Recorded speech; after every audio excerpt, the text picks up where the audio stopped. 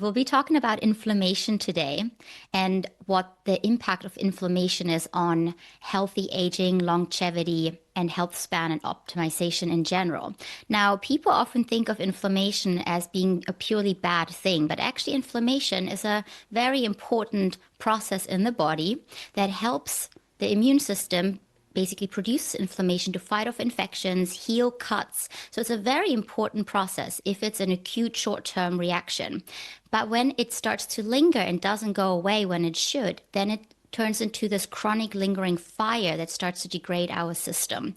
And in the short term, that can have all these niggly symptoms as a result, such as brain fog and fatigue and joint aches and maybe anxiety, bloating, eczema, those kinds of symptoms, PCOS, hormonal issues, endometriosis. Those are all inflammatory conditions that make our life less pleasant and decrease quality of life. But then if it stays in the system for a long time, it has been shown to really cause a lot of chronic illnesses. That inflammation being coined inflammaging because it's linked to all types of health-related problems, such as Alzheimer's. You said neurodegeneration, Alzheimer's, Parkinson's, but also autoimmune diseases, like you said, cancers. All of them have been shown to have, at least at some point, some kind of chronic inflammation as a contributing factor. So we can look at, and I'll talk a little bit about where is this inflammation coming from. And you mentioned often it is a trigger that might not even be there anymore, but there's also often research shows that often these triggers, they just linger in the body and they haven't gone away when they should have.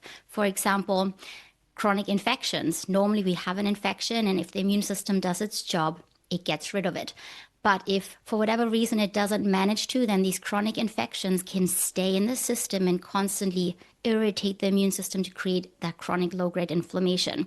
And then that can cause all these issues that we talked about. Also, if we have, and people often know about the gut microbiome, the bacteria in our gut, different types of bugs in our gut. We want healthy ones in there to keep the gut really nice and strong and the immune system strong but calm at the same time.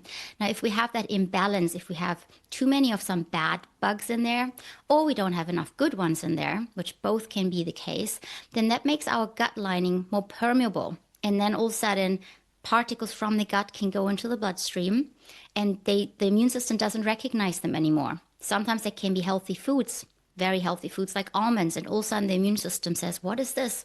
There must be an invader trying to attack me. And then it creates inflammation to healthy foods, to bacteria that are coming from the gut into the bloodstream. Also, other factors can cause this low-grade inflammation, like viral load, when the body isn't able to suppress a virus. There's one cytomegalovirus that is very commonly related to low-grade inflammation. But then, like you also said, these inflammatory, these diet-related factors, such as blood sugar spikes. And I see that very often. I'm sure you guys see it over in Montreux as well. People constantly having blood sugar spikes. In particular, also healthy people thinking they're doing the right stuff, but they're constantly eating healthy carbs. And anytime there's a blood sugar spike, it actually causes micro damage to our cells, making the immune system react. They call it something, and I always find it a very fascinating word, advanced glycation end products, because it's short of that is ages, because it makes us age, it makes us rust from the inside. And that's when there's sugar, excess amounts of it attaching to our cells and making the basically changing their structure. And then the immune system starts to attack it. So those are common underlying factors that can lead to low-grade chronic inflammation that then has all these cascading effects. Some other ones are also pollution.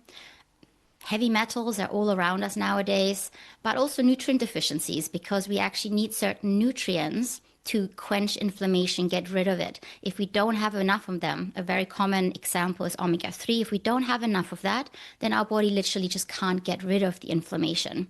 And then there's also B vitamins. And if we're stressed, and most people nowadays that we work with, they're high-performing individuals, so they have some type of psychological stress in their life usually. And then they deplete B vitamins, for example, and magnesium. And all these things are important for a process called methylation, which I will pass back to Giorgia in a moment to explain a little more what methylation is, because it is one of these factors that is directly linked to how inflammation affects these hallmarks of aging, these underlying triggers that contribute to all sorts of health decline.